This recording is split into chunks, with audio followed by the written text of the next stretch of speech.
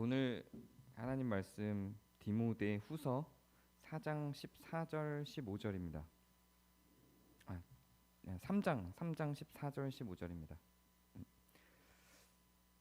네, 제가 읽겠습니다. 그러나 너는 배우고 확실한 일에 거하라. 나는 네가 누구에게 배운 것을 알며 또 어려서부터 성경을 알았나니 성경은 능히 너로 하여금 그리스도 예수 안에 있는 믿음으로 말미암아 구원에 이르는 지혜가 있게 하느니라. 아멘. 네, 오늘 12월 첫 주는 성서주일입니다. 성서주일마다 제가 이제 성경에 관련한 설교를 준비하고 있고요. 제가 오늘은 그동안 했던 그 성서주일의 지난 5년간 했던 그 내용을 좀 요약 정리해서 전달하는 그런 시간을 가지려고 합니다. 그러니까 새롭게 준비한 설교가 아니고 지난 5년간의 성서주일 설교를 종합해서 요약한 내용입니다. 그러니까 이것도 들어봤는데 이런 얘기 드릴 수 있는데 그게 이제 한 해 한 게 아니라 그 동안의 내용들을 다 정리를 좀 하려고 합니다. 먼저 성서주일에 앞서서 성서주일의 의미를 좀 나눠야 할 것 같아요. 성서에 대한 필요성, 그리고 성서주일을 왜 굳이 성경주일이라고 안 하고 성서주일이라고 하는가에 대한 철학, 그리고 성서주일을 우리가 지켜야 하는 이유, 여러 가지 측면에 있어서 간단히 먼저 개요를 좀 말씀드리겠습니다. 성서가 맞는 표현일까요? 성경이 맞는 표현일까요? 네, 이거 갖고 고민이 좀 되죠. 사실 우리나라에서만 독특하게 있는 논쟁이기도 합니다.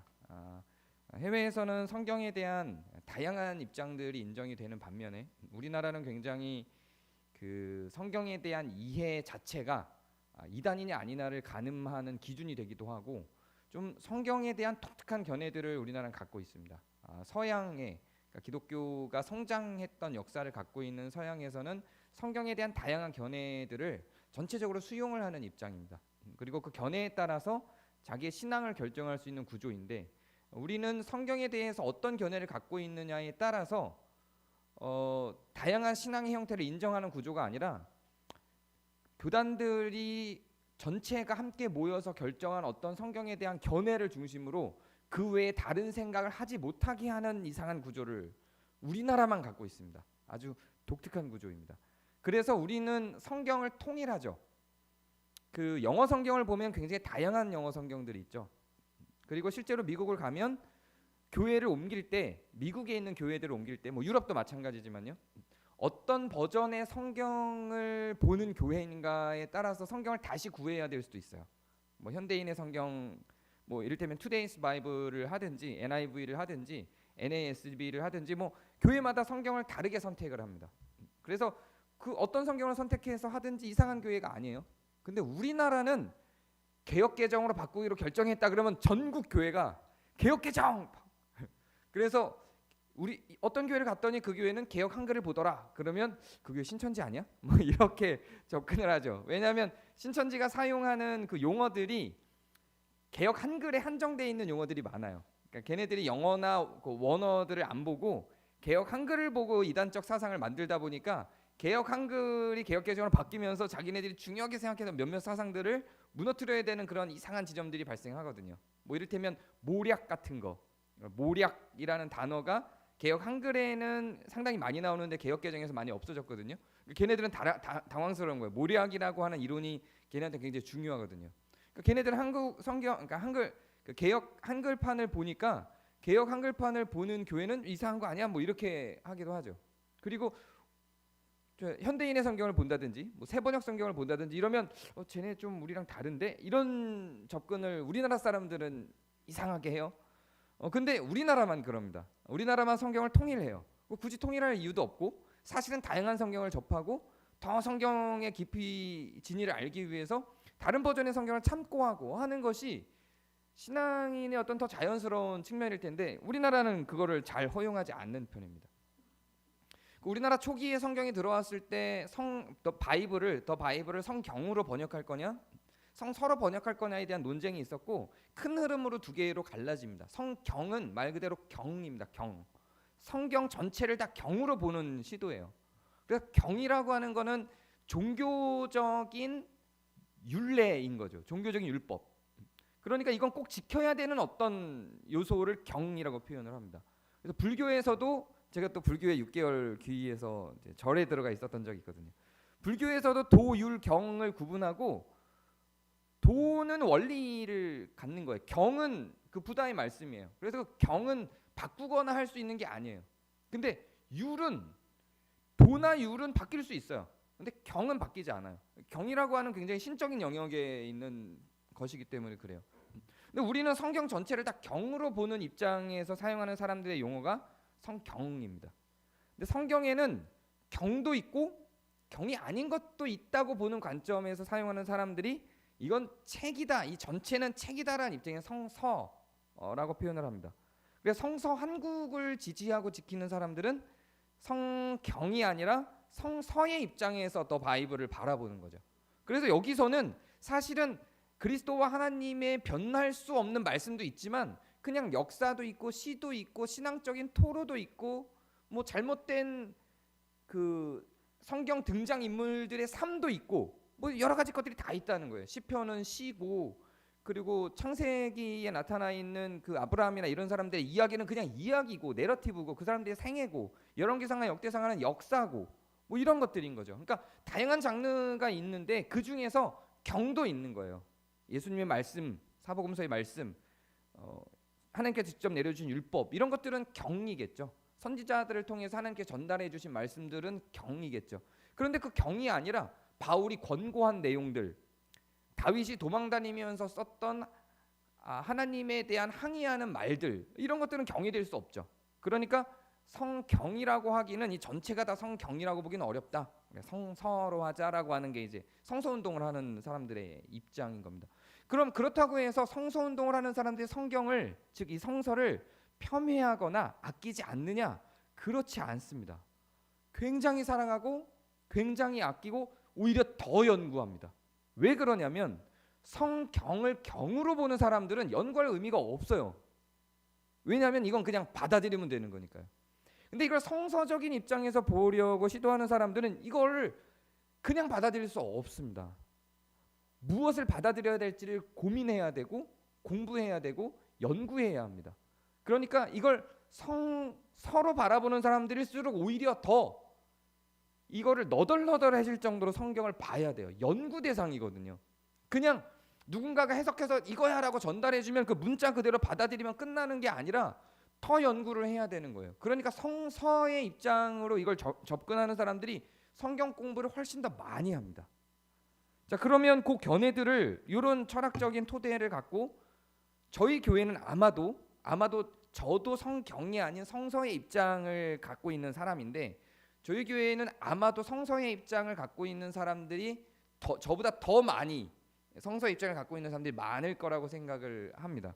그리고 종종 우리가 얘기를 하다 보면 그러면 성경의 입장을 갖고 있는 사람들은 이상한 거냐? 그렇지도 않아요.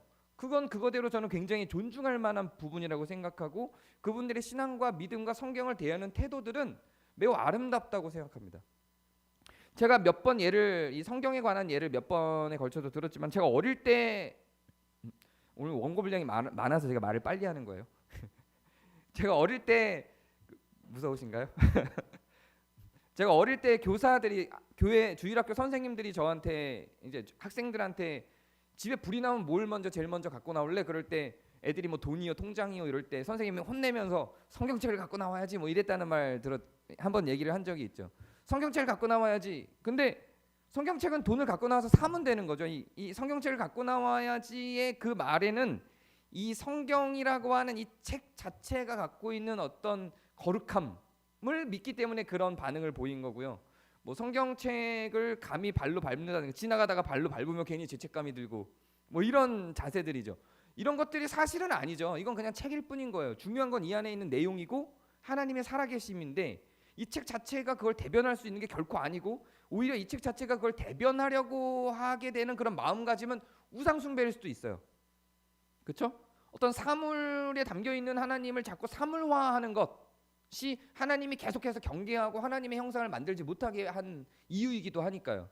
그래서 그것 자체가 어떤 측면에서 의상숭배일 수 있는데 그렇다고 해서 그런 마음을 갖고 있는 분들을 폄훼할 수 없다고 저는 생각합니다.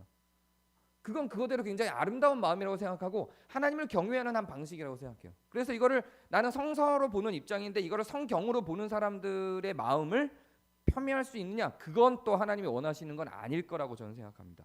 저는 성서적인 입장으로 바라봐서 정확하게 해석하고 많은 노력을 통해서 해석의 과정을 가져야 하지만 그것을 무조건적으로 믿고 수용하고 따르고 성경으로 보는 사람들의 그 경건한 마음도 저는 충분히 인정하고 그것들도 우리의 신앙으로 같이 받아들여줘야 된다고 생각합니다. 그럼 이렇게 되는데 여러 가지 이유가 있는데 그 이유들과 과정들을 좀 그동안 해왔던 내용을 정리하자면 먼저 성경에는 많은 견해들이 있습니다. 성경에 있는 견해들을 보면 크게 5가지 견해가 있어요. 먼저 제작 과정에 대한 견해인데요. 하나님이 직접 계시한 거다 성경은. 그래서 하나님이 문자 하나하나를 전부 계시해서 쓰셨기 때문에 성경 전체가 다 무효하다라고 하는 입장이 있고요. 또 하나님이 영감을 주셔서 이 성경 저자에게 영감을 주셨을 뿐이다. 그 영감을 받은 성경의 저자들이 하나님의 영감을 받아서 쓴 거다. 그러니까 그 성경의 문자나 책들 가운데는 그 저자들의 특색과 시대적 상황과 성격과 이런 것들이 담겨 있죠. 그러나 하나님의 영감을 받아 썼기 때문에 이건 다른 책들하고는 좀 다른 특별함이 있다라고 하는 견해가 있습니다. 근데 인간이 썼으나 하나님이 섭리하셔서 이상하게 앞뒤가 다 맞는 신비로운 경전이 되었다. 이런 견해가 이제 3번째 견해예요. 그러니까 뭐 예를 들면 제가 이제 성경을 잘 안 믿었어요. 저는 아버지가 목사님인 자녀들은 성경을 잘 안 믿습니다. 그래서 저는 아버지가 목사님이었어서 성경을 잘 안 믿었어요. 근데 군대를 가서 성경을 배우면서 이제 그 배운 내용 중에 하나가 이거예요. 40명이 넘는 44명 혹은 48명까지도 저자를 보기도 하는데요. 44명 이상의 저자들이 쓴 성경을 시대도 다 다르고 그 저자들이 서로 만난 적도 없는데 이상하게 한 이야기를 계속 하잖아요. 하나의 주제로 하나님에 대해서 다르게 이야기하는 게 아니라 만난 적도 없는 그런 사람들이 다른 지역에 살면서 썼는데 그게 이상하게 다른 이야기가 아니라 하나의 맥락을 갖고 짜여져서 이야기가 진행된다는 거죠. 그런 의미에서 볼 때 이거는 되게 신비롭다라고 하는 거죠. 그래서 그거는 인간이 자기들이 생각의 어떤 끝에 자기들의 경험들을 썼는데 그게 하나님의 섭리하심으로 하나의 신비로운 책이 됐다. 이런 견해가 3번째 견해입니다. 첫 번째는 하나님이 직접 계시했다. 2번째는 영감을 주셔서 썼다. 인간의 특징이 드러나게. 3번째는 인간이 자기들이 썼지만 사실상 하나님이 섭리가 그 안에 운영함이 있어서 그 성경이 앞뒤가 잘 맞는 책들이 되었다. 그리고 4번째는 성경은 정치적 도구로 사용되기 위해서 구성된 거기 때문에 앞뒤를 맞춘 거다. 이런 게 이게 4번째 견해고요. 5번째 견해는 이건 그냥 소설이다. 뭐 이런 견해입니다. 저는 첫 번째 직접 계시하셨다가 원래 제 어릴 때 신앙이었다면 지금 자라면서 신학을 배우고 하면서는 2번째 정도 하나님의 영감으로 계시된 그러니까 하나님의 영감을 받은 저자들이 쓴 거다. 그래 저자들의 특색이나 문화적 상황들은 들어갔다라는 데 이제 방점을 저는 두고 있고요. 여기까지도 인정이 가능하다고 생각합니다. 인간이 썼지만 그런데 하나님의 섭리하심으로 앞뒤가 잘 맞아 들어가는 신비로운 책이 되었다. 이것도 저는 받아들일 수 있는 입장입니다. 그런데 정치적 도구로 재편성되었다라든지 그냥 소설이다 이런 거는 저는 목사잖아요. 받아들이기 어렵다. 그런 이유는 좀 이따가 설명을 해드리도록 하겠습니다. 그리고 또 하나 이것이 그러면 우리 삶으로 들어오는 역량으로서의 성경에 대한 견해는 6가지가 있는데요. 문자 그대로이기 때문에 절대적으로 수용한다. 이게 이제 우리의 자세에 대한 견해고요. 영감으로 쓰였지만 시대와 문자적으로 적용해야 되기 때문에 그 의도를 파악해서 해석해야 한다라는 게 이제 2번째 견해입니다. 3번째 견해는 그 시대에 필요한 부분만 수용한다. 인간 이렇게 되면은 필요한 부분만 수용하니까 인간이 판단한다는 의미가 되겠죠. 4번째는 과거의 역사일 뿐이다. 그러니까 역사를 배우듯 배우면 된다. 이게 4번째 견해고요. 그리고 현대적인 적용을 그냥 하면 된다. 5번째 견해는 과거에는 그것이 의미 있는 것이었으나 지금은 사실상 그 역사가 아니기 때문에 큰 의미는 없다. 그리고 여러 가지 오류도 발생시킬 수 있다. 왜냐하면 그 과거의 책이기 때문에 이게 이제 5번째 견해고요. 6번째 견해는 그냥 소설이다. 재밌게 읽으면 된다. 뭐 이런 게 이제 성경에 대한 이해들입니다. 저는 앞에서 두 번째 거나 세 번째 거를 생각했듯이 어떻게 우리의 삶으로 그걸 녹여낼 것인가에 대해서도 하나님의 영감을 받았기 때문에 시대와 문화적인 적용을 해서 해석해야 된다라고 보는 입장입니다. 그러니까 성경을 좀 어렵게 보자는 거죠. 첫 번째 견해가 성경을 더 경건하게 만들 것 같지만 첫 번째 견해에 있는 사람들은 오히려 성경을 안 볼 수 있는 그런 결과를 초래하고요. 두 번째, 세 번째 견해들은 오히려 성경을 더 연구해야 되고 더 해석해야 되고 문화적으로도 분석해야 되고 하는 여러 가지 성경에 대한 시간 투자를 해야 되는 겁니다. 그래서 저는 두 번째, 세 번째에 대한 접근이 결코 성경을 폄훼하거나 성경을 낮추는 게 아니라 하나님이 전 역사를 통틀어서 섭리하신 내용을 이해할 수 있는 방법이라고 생각합니다. 그래서 저는 성경을 하나님께서 직접 계시를 한 것이 아니라 인간에게, 저자들에게 영감을 주셔서 인간이 쓰도록 하셨고, 우리도 그래서 그 성경을 대할 때는 문자 그대로 보는 것이 아니라 시대적 상황과 문화적 배경들을 함께 엮여서 봐야 한다라고 생각하는 입장입니다.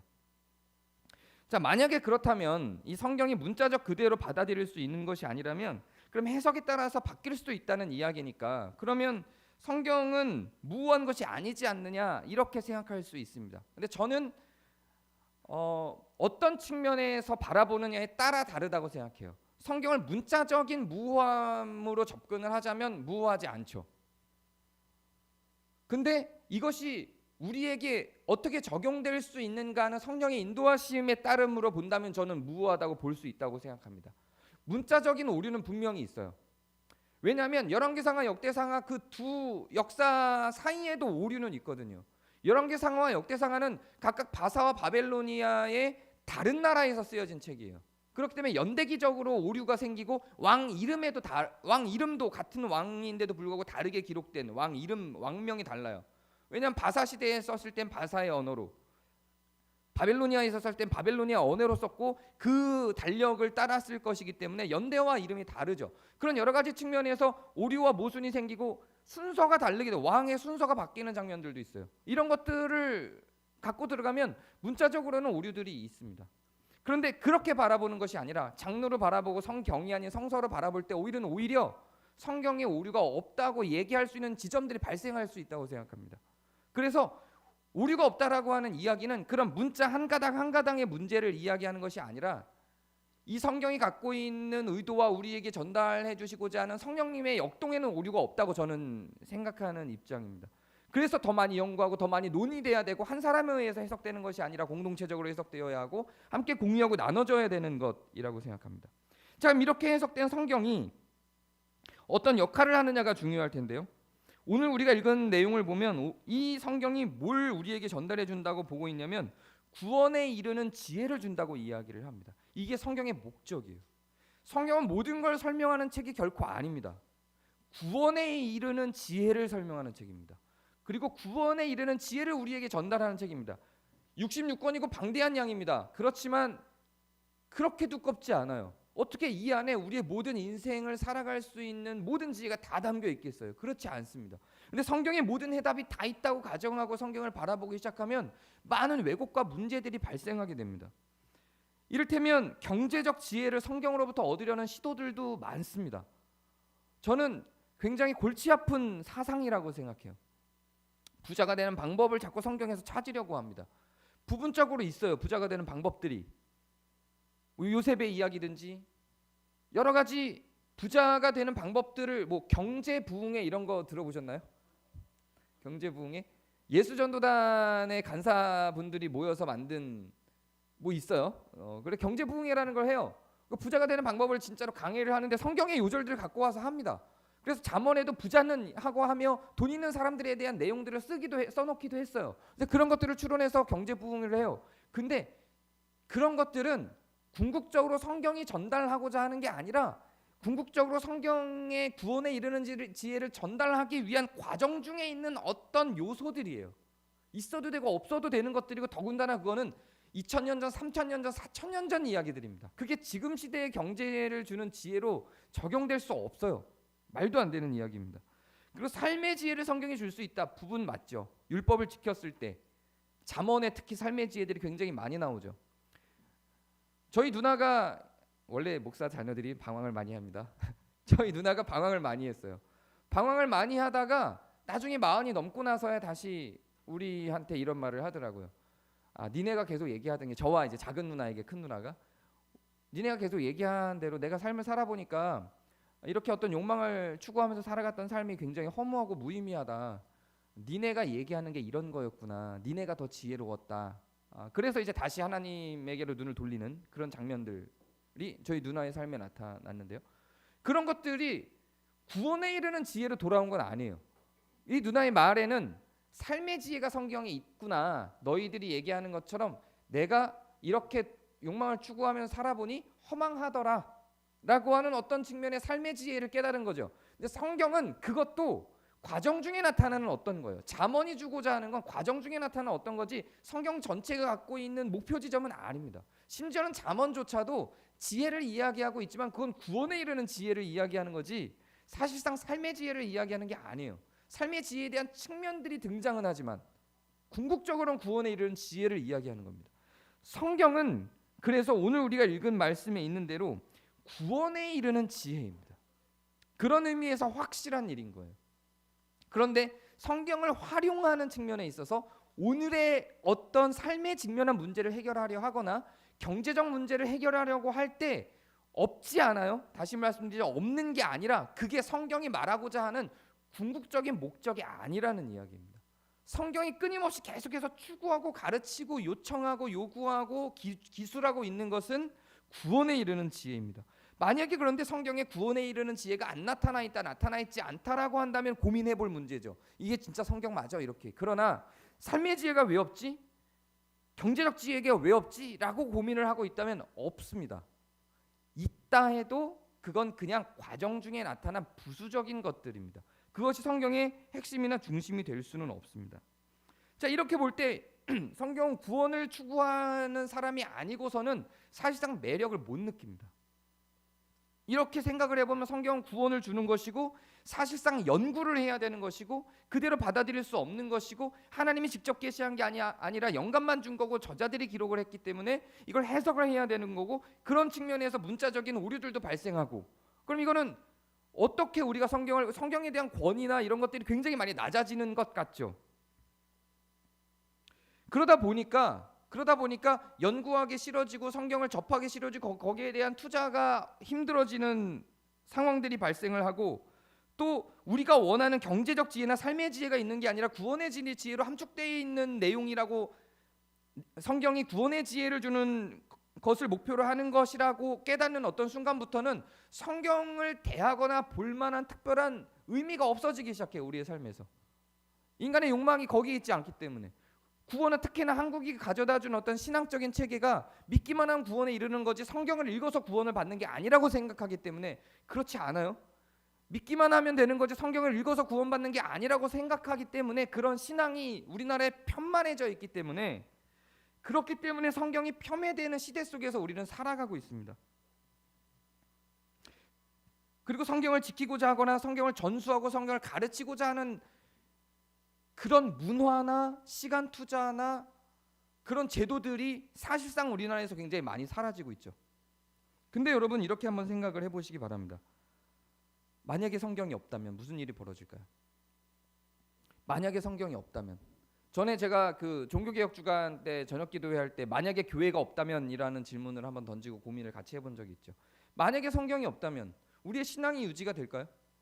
유지되지 않습니다. 만약에 성경이 없다면 이렇게 생각할 수 있죠. 성경의 궁극적인 그럼 구원에 이르는 지혜라고 할 때 그 구원이 뭐냐? 그건 천국 들어가는 티켓이 아니라 의로움에 이르는 것이다라고 하는 게 개혁주의 신학 속에 정립이 돼 있고 그걸 믿는 사람들은 그러면 의로움에만 이르면 되니까 성경을 굳이 기독교적 성경이 아니어도 되겠네라고 하는 생각 속으로 가게 돼요. 근데 그것도 그렇지 않지만 만약에 그렇다 할지라도 그걸 전제로 한다 할지라도 한번 얘기를 해보면 그렇기 때문에 사람들은 의로 이제 불트만이라고 하는 사람이 이야기를 한 내용 중에 하나인데 이미 이 시대는 성경이 주고자 하는 윤리적 기준을 넘어섰다. 이게 뭘 의미하는지 이해가 되시나요? 성경을 통해서 의로움에 이르지 않아도 된다. 이미 이 시대는 성경이 주고자 하는 윤리적 기준을 넘어섰다. 그러니까 이 시대가 주고자 하는 윤리적 기준을 따라가면 성경보다 더 높은 윤리적 기준에 도달할 수 있다. 거기에 의로움이 있다라고 하는 학자들의 주장들이 제기되기 시작합니다. 매력적이지 않나요? 그럴 것만 같고. 근데 결코 그렇지 않습니다. 작년에 제가 성경을 경건의 입장에서 쭉 한번 바라본 적이 있었죠. 성경이 시대적 상황에서 하나님이 어떻게 간섭했는지를 볼 때 그 사람의 행동과 사람의 활동들을 보면 그 윤리적 기준은 지금 우리가 살아가는 윤리적 기준보다 한참 떨어지죠. 아브라함의 윤리적 기준, 야곱의 윤리적 기준, 심지어는 바울의 윤리적 기준 한참 떨어집니다. 그걸 기준으로 삼는다면, 그게 성경에서 제시하고 있는 윤리적 기준이라고 생각한다면 한참 멀었죠. 지금 우리가 갖고 있는 윤리적 기준이 훨씬 높죠. 근데 우리가 성경을 보는 이유는 아브라함의 삶을 보기 위해서가 아닙니다. 하나님이 누구이신가, 하나님의 윤리적 기준, 하나님의 의로움, 예수 그리스도의 의로움을 보는 거예요. 그렇게 타락하고 완악하고 하나님을 끊임없이 배신했던 아브라함과 야곱과 이스라엘 백성들이 하나님이 어떻게 대하셨는가, 거기에 있는, 그래서 심지어는 율법보다도 넘어서 있는 하나님의 윤리적 기준을 배우는 것이 성경을 우리가 공부하는 이유라고 작년 한 해 계속 제가 얘기를 해왔죠. 성경에 담겨있는 윤리적 기준과 성경에 담겨있는 의로움은 이 성경의 등장인물들이 살았던 삶을 기준으로 하는 게 아니라 그들을 대했던 하나님을 기준으로 합니다. 그리고 그리스도께서 살아가셨던 그리스도의 말씀과 그분의 삶입니다. 그러니까 성경에 나타나 있는 윤리적 기준은 훨씬 더 뛰어넘죠. 원수까지 사랑하는 데까지 가는 게 성경에 나타난 윤리적 기준이에요. 근데 바울은 그렇게 살지 못했잖아요. 뭐 다윗은 그렇게 살지 못했잖아요. 그거는 비교 대상이 아니에요. 아무 의미가 없어요. 그 사람들이 그렇게 살았는데도 불구하고 하나님이 어떻게 그들을 사랑하셨는가를 보는 게 성경의 내용인 거지, 그들의 윤리적 기준이 우리가 그들의 윤리적 기준에 비교를 해서 우리의 윤리적 기준, 이 시대의 윤리적 기준이 더 낫다라고 말할 수 있는 그런 대상이 아니라는 겁니다. 성경의 주인공이 누군지를 망각하고 있는 거예요. 성경의 주인공은 하나님이시고 그리스도이십니다. 그런 의미에서 우리는 끊임없이 성경으로 계속 돌아가는 이유가 그리스도의 말씀으로, 하나님의 결정으로, 하나님의 시선으로 어떻게 다시 한번 용서하고 회복하고 사랑하고 다시 자기를 희생시켰는지에 대한 지점으로 돌아가는 것이지, 다윗의 삶으로, 아브라함의 삶으로 돌아가는 게 아니라는 이야기입니다. 그래서 우리는, 최소한 저는 그런 믿음이 있어요. 성경이 제시하고 있는 것이 그리스도의 십자가에서 달려 돌아가셔서 우리의 죄를 사해 주신 사건뿐만 아니라 그 예수님께서 보여주신 삶의 모범과 그가 살았던 3년 동안의 공생의 기간에 우리가 추구하고 목표 삼아야 된 윤리적 기준들이 그 안에 담겨 있다고요. 그리고 그 윤리적 기준은 뛰어넘을 수가 없어요. 심지어는 이스라엘 역사 속에서도 한 번도 희년 제도를 시행해 본 적이 없어요. 개인적으로 그 희년 제도를 시행하려고 노력한 나봇의 포도원 같은 사례들은 등장을 하지만, 국가 전체가 그 의로운 희년 제도를 시행해서 모든 노예들을 해방시키고 경제적으로 부자들이, 부유한 자들이 가난한 자들에게 모든 돈을 나눠주고 자기의 재산을 다시 제로 베이스로 만들어내는, 그런 복된 해를 만들어내는 정책을 펼쳤던 적이 없습니다. 윤리적 기준으로서도 성경이 제시를 했지만, 하나님은 그렇게 제시를 했지만 이스라엘 백성들이 그걸 지키지 못했죠. 그러면 지키지 못한 이스라엘 백성들에게 우리의 기준을 맞추는 것이 아니라 하나님이 제시한 것에 대한 의의를 맞추는 거죠. 그런 의미에서 저는 성경이 우리에게 구원을 주는 지혜라고 하는 측면에서 천국을 들어가게 하는 조건으로서도 성경이 작용을 하지만, 그렇게 천국을 어떻게 들어갈 것인가에 대한 내용도 분명히 이야기하고 있지만, 훨씬 더 많은 부분에서 그렇게 이야기하려면 성경 한 장 정도면 되죠. 예수님 믿고 천국 가세요, 사형리 정도 되는 그 정도 책자면은 성경이 끝났어야 되는데, 그러지 않고 이 방대한 양의 문자를 기록해 놓은 이유가 뭐냐면, 그 안에 담겨 있는 의도 배우는 거고, 그 의도 구원을 이루는 과정 중에 영향을 미치는 겁니다. 그런 의미에서, 의로움의 의미에서 봐도 저는 하나님 그리고 그리스도께서 우리에게 알려주신 그 의로움에 성경이 없다면 도달할 수 없다고 생각합니다. 그 어떤 경전들과 비교를 해봐도 성경이 제시하고 있는 의로움을 담고 있는 경전은 만나기 어렵습니다. 정말 만나기 어렵습니다. 저는 이슬람도 공부했고 불교도 공부해봤어요. 만나기 어렵습니다. 다른 것들은 공부 안 해봤지만 안 봐도 될 것 같아요. 제가 볼 때 성경 이외에 가장 그래도 의로움에 접근해서 매력적인 종교가 제가 볼 때는 불교였어요. 근데 거기도 마찬가지예요. 성경에서 하나님이 그리스도가 제시해주는 의의 기준에 도달하지 못합니다. 굉장히 많은 모순과 오류들을 담고 있어요. 절대적 의의 기준으로만 봐도 저는 성경이 가장 우위를 점하고 있다고 생각합니다. 그럼 다시 돌아가서 만약에 성경이 없다면, 이 세상에 성경이 없다면 무슨 일이 벌어질까요? 의의 기준을 잡아주는 성경이 없다면 도덕적으로 윤리적으로도 끊임없이 우리는 그 밖에 있는 것들을 꿈꾸기 시작하게 될 겁니다. 시대적으로도 그렇게 흘러갈 거라고요. 종교적으로는 당연한 거죠. 종교적으로는 하나님의 말씀이 직접 받아서 전달해주는 선지자가 있던 시대에조차도 끊임없이 이방신들을 추구했던 이스라엘 백성들의 삶의 흔적들이 지금도 나타나거든요.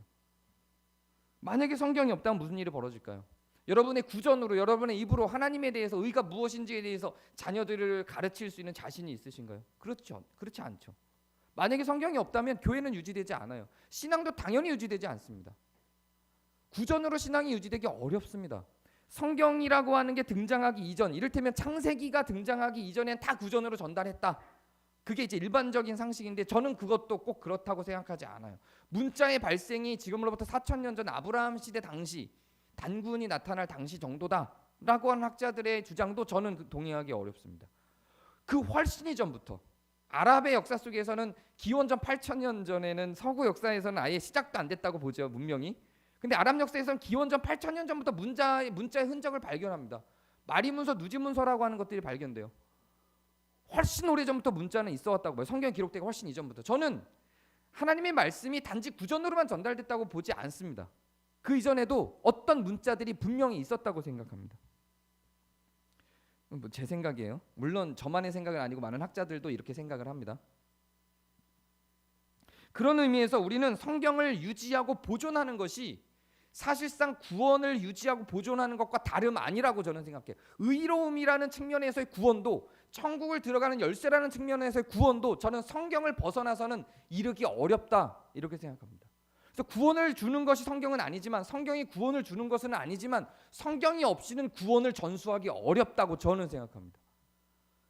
그래서 신앙에 있어서 신앙이라는 행동, 교회가 추구해야 될 부분들에 있어서 가장 중요하게 여기고 접근해야 될 것이 무엇인가 라고 할 때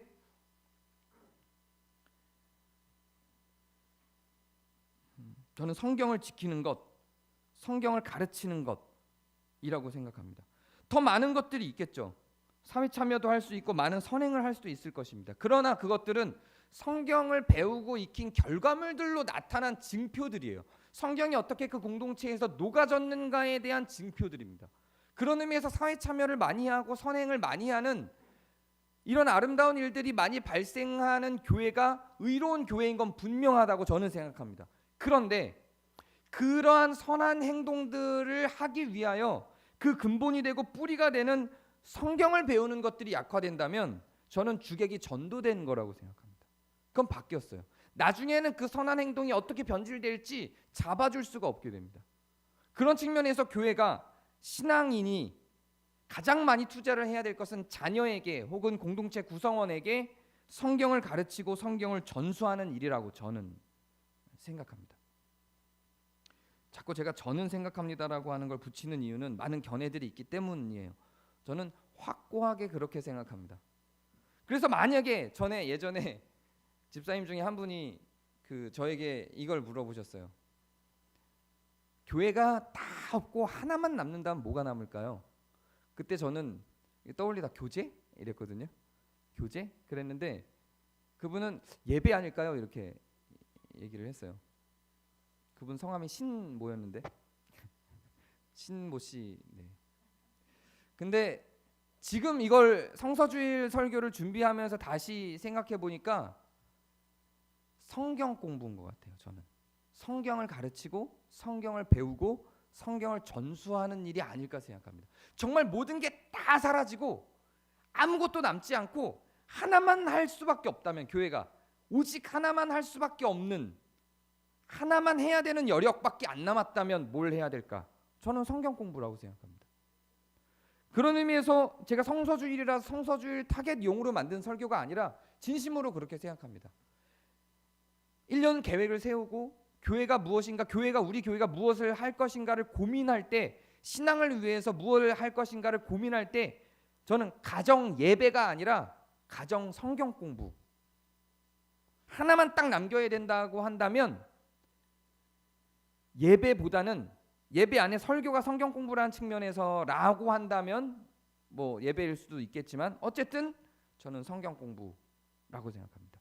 그래서 성경을 더 배우고 이것이 잊혀지지 않고 제대로 전수되고, 또 이 성경은 아까 제가 얘기한 바에 의하면 제가 선택한 두 번째, 세 번째 정도의 관점에서 바라보는 성경이라면 끊임없이 그 공동체가 해석하는 활동, 그냥 계시하고 던져주고 끝나는 게 아니라 끊임없이 그 공동체가 그것을 해석하는 활동, 이런 것들이 교회의 정체성이라고 저는 생각합니다. 나머지는 이 토대에서, 예배도 찬양도 사회활동도 모든 거는 다 이 토대에서, 이거에 기반해서, 이것 이후에 나오는 거라고 저는 생각합니다. 오늘은 성서주일이고 비통하게도 우리가 살아가는 이 시대는 우리나라에 처음에 성경이 들어왔을 때보다도 성경 공부가 폄훼받는 시대를 살아가고 있습니다. 성경에 대한 지식은 굉장히 너무도 올드해서 성경에 대한 이야기를 하는 것이 창피하고 부끄러운 일인 것 같은 시대에 우리는 살아가고 있습니다. 실제로 저는 전도를 굉장히 많이 했던 사람이고, 제가 전도를 할 때 친구들하고 이야기를 할 때 친구들이 뭐 고민 이야기를 하고 이럴 때도 그거는 저기 옛날에 다윗이라는 사람이 있었는데 이렇게 얘기를 하던 사람이었는데, 그 성경을 그렇게 얘기하는 것이 부끄럽지 않고 그렇게 얘기하는 게 그냥 저의 삶에서는 되게 자연스러운 일이었는데, 요즘엔 그렇게 얘기하는 게 죄송하지만 목사인데도 불구하고 부끄러워요. 교회를 안 다니는 사람하고 얘기할 때는. 그래서 뭔가 다른 학자들의 이름을 들어야 하고, 똑같은 이야기를 하는데 분명히 성경에도 있는 이야기를 하는데 뭐 어떤 학자는 이렇게 이야기를 했는데, 뭐 어떤 기자는 어떤 책을 보면 이라고 이야기하는 제 자신이 그러한데, 목사가 그러한데 여러분은 오죽할까요? 여러분 오죽할까요? 그게 충분히 이해가 되는 시대 속에 우리는 살아가고 있고, 그러다 보니 자연스럽게 성경에 대한 중요성은 훨씬 더 실제로 성경이 갖고 있는 것에 비해서 폄훼되고 있는 시대 속에 있다, 그렇게 생각합니다. 그래서 저는 좀 이번 성서주일 설교를 준비하면서 반성도 조금 많이 했습니다. 반성도 많이 하고, 제가 목회적인 측면, 운영의 측면, 그런 어떤 활동의, 사회 활동의 측면, 이런 여러 가지를 고민하면서 목회를 했던 것 같다는 생각이 들어요. 근데 진짜로 나의 목사로서 본질적인 하나만 남는다면 뭘까? 마찬가지로 저는 성경을 해석하고 여러분들에게 그 해석된 내용을 전하고 그걸로 나누고 하는 것들이, 만약에 저의 업무가 하나만 남는다면 그게 아닐까. 그리고 나 스스로도 사실은 그게 나의 가장 중요한 거라는 사실을, 업무라는 사실을 지난 5년간 잊고 있었던 건 아닌가, 이런 좀 심각한 고민을 저에게 던져주는 그런 설교 준비 과정이었습니다. 그리고 저는 이 고민이 우리 공동체에도, 여러분에게도 같이 있었으면 좋겠습니다. 그리고 우리가 다른 많은 활동들도 하고 교제도 하고 뭐 여러 가지 교회 운영도 하고 사회 참여도 하고 한국교회가 우리에게 주어진 숙제들도 해결하고 하는 많은 우리에게 남겨진 업무가 있고 과제가 있고, 그 과제들 하나하나가 매우 중요하고 가치 있고 의미롭지만 그것들로 인하여서 우리가 성경을 접하는 이런 열심이 사라지지 않았으면 좋겠다, 혹은 축소되지 않았으면 좋겠다, 여기에 좀 더 몰입할 수 있는 그런 교회였으면 좋겠다 하는 생각을 성서주의를 통해서 같이 나누고 싶었습니다. 제가 기도하겠습니다.